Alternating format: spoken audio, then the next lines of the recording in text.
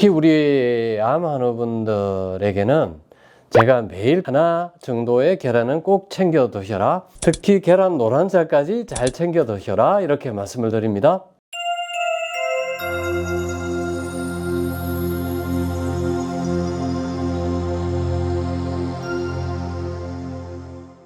여러분 안녕하세요. 조병식의 K미래의학 조병식 원장입니다. 건강식단 시리즈 첫 번째, 대사증후군과 암 환자가 꼭 챙겨 먹어야 할 좋은 식품, 바로 계란입니다.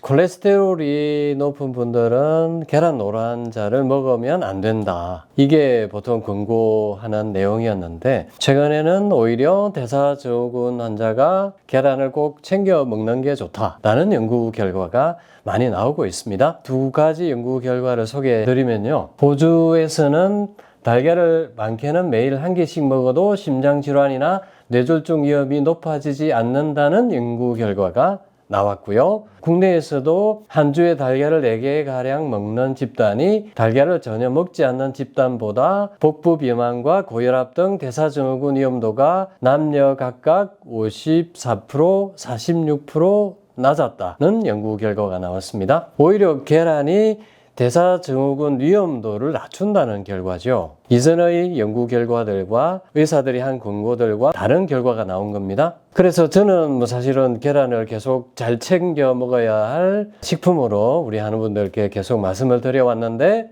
제 이야기가 맞았던 거죠. 특히 우리 암 환우분들에게는 제가 매일 하나 정도의 계란은 꼭 챙겨 드셔라, 특히 계란 노란자까지 잘 챙겨 드셔라, 이렇게 말씀을 드립니다. 왜 그러냐면요, 우리 암 환우분들은 콜레스테롤 수치가 보통 일반 정상인보다 낮기 때문입니다. 제가 그 전에 10년 동안 암 환우분들 콜레스테롤 수치를 계속 봐오면서 낮은 공통점을 발견했습니다. 그래서 최근에 이 칼럼 준비하면서 암 환자분들만 29분의 콜레스테롤 평균 수치를 내어봤습니다. 평균 콜레스테롤 수치가 166이 나왔습니다. 166이면 오히려 좋은 콜레스테롤 수치다 라고 이야기를 듣는 경우들이 많은데, 콜레스테롤의 중요한 작용을 제가 또 여러 번 말씀을 드렸습니다만, 첫 번째, 세포막의 원료다. 두 번째, 성호르몬의 원료다. 그래서 이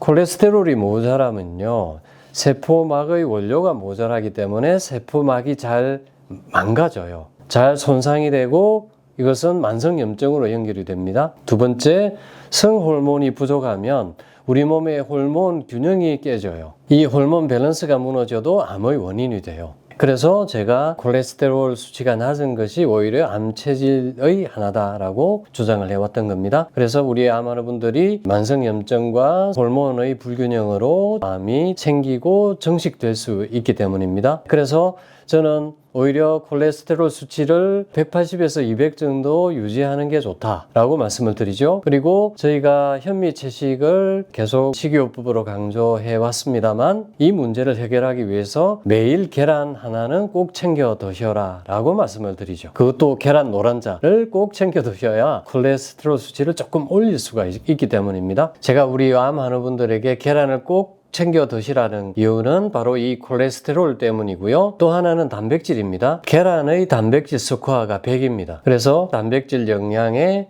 가장 좋은 영양소가 되기 때문에 계란을 꼭 챙겨 드시면 좋겠습니다. 그리고 우리가 이 계란도 잘 알고 드셔야 됩니다. 먹어서 좋은 계란과 또 그렇지 않은 계란이 있기 때문입니다. 이 이야기는요, 옥수수의 반란 저자분의 이야기이기도 하고 제 딸아이 이야기이기도 하고요, 또 제가 많이 겪은 우리 환우분들의 이야기이기도 합니다. 보통 이제 계란을 먹고 막 끓는 분들이 많으세요. 근데 계란 알러지인 줄 아는 거죠. 그런데 저희 경주 자연의원 닥터조 자연치유 센터에서 먹은 계란은 그렇지 않은 거예요.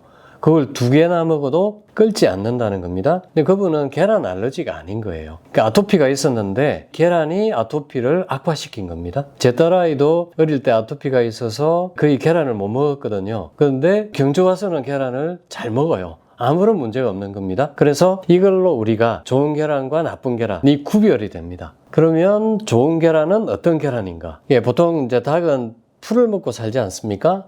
방목한 닭들은 여기저기 또 먹이를 자기들이 막 찾아서 먹거든요. 계란에는 오메가3가 풍부해요. 그런데 방목하지 않은 닭에서 나온 계란은 오메가6가 많아요. 최소한 오메가3와 6의 비율이 건강한 기름은 1대1이나 1대4예요. 그러니까 적어도 오메가6가 4배 많은 정도까지는 허용이 되는데 그 이상 되면 건강에 좋지 않습니다.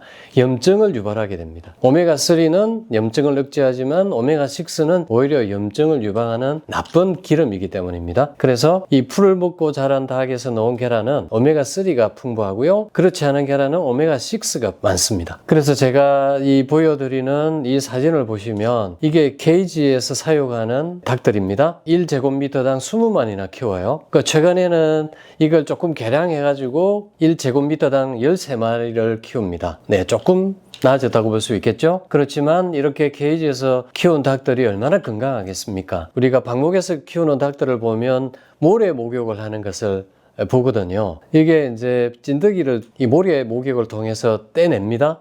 그런데 이 케이지에 갇혀 있는 닭들은 절대 그런 걸 할 수가 없는 거죠.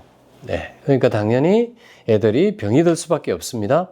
그래서 얘들한테 매일 물에다가 항생제를 섞어서 줘요. 그리고 그 사육 환경에 살충제를 자주 쳐요. 그래서 얼마 전에 또 살충제 계란 파동이 있었지 않습니까? 네, 시간 지나면서 많은 사람들이 또 잊어버리는데 동물 복지가 필요하고요. 그 동물 복지 계란을 많이 사 드실 겁니다. 그래서 먹어도 좋은 계란과 먹지 말아야 할 계란 구별법을 알려드리겠습니다. 보통 계란을 사보시면 난각 번호가 있거든요. 그 난각 번호 제일 앞에 산란 일자가 나오고요. 그 다음에 중간에 5개 또 영문과 숫자가 있는데 얘들은 생산자 구유 번호예요. 그리고 제일 끝에 있는 번호가 난각 번호입니다. 1번부터 4번까지 있습니다. 1번은 1제곱미터당 1마리를 키워요. 자연 방사한 닭을 이야기하고요. 2번은요, 1제곱미터당 9마리를 키워요. 계사 내에서 방사한 닭에서 나온 계란이죠. 그리고 이제 1번, 2번까지는 동물복지 계란입니다. 3번, 4번은 앞에서 말씀드렸듯이 케이지에서 키운 닭입니다. 3번은 제곱미터당 13마리를 키운 케이지에서 나온 계란, 그리고 4번 계란은 20마리 키우는 케이지에서 나온 계란을 일컫습니다. 그래서 난각 번호를 확인하고 사 드시라는 겁니다. 그리고 사료가 중요합니다. 어떤 사료를 먹였는지 제일 좋은 사료는 난제모 사료를 먹인 닭이에요. 그게 보통 한 알에 한 1,000원 가까이 하기도 합니다. 그리고 이제 이 계란을 삶아 보시면 아십니다. 보통 1번, 2번 계란은 향이나 맛이 비리지 않습니다. 그리고 이 노란 빛깔이 진하고요. 삶아 보면 색깔도 훨씬 짙고 고소한 맛이 나고요. 그리고 이제 흰자를 봐도 쫀득쫀득한 그런 맛을 또 느낄 수가 있습니다. 네, 그래서 꼭 난각번호 확인하시고 또 애들한테 먹이는 사료도 꼭 확인하시고 좋은 계란을 사 드시는 게 여러분들 건강에 좋겠습니다. 오늘은 우리 대사증후군과 암 한우분들이 꼭 챙겨 먹어야 될 좋은 음식에 대해서 말씀을 드렸습니다.